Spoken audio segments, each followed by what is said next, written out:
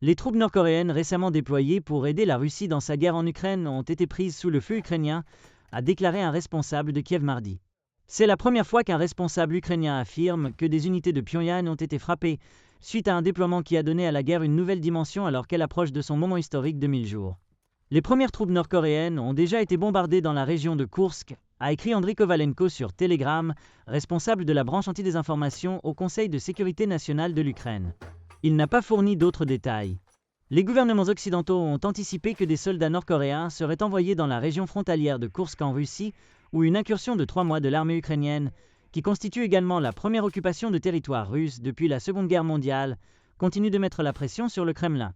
Les évaluations des services de renseignement des États-Unis, de la Corée du Sud et de l'Ukraine indiquent qu'environ 12 000 troupes de combat nord-coréennes sont envoyées de Pyongyang à la guerre, selon un accord avec Moscou. Les troupes nord-coréennes, dont la qualité de combat et l'expérience sont inconnues, aggravent la situation sur le champ de bataille.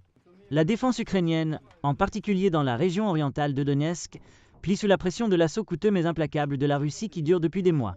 Les avancées russes se sont récemment accélérées, avec des gains sur le champ de bataille allant jusqu'à 9 km dans certaines parties de Donetsk, a déclaré mardi le ministère britannique de la Défense.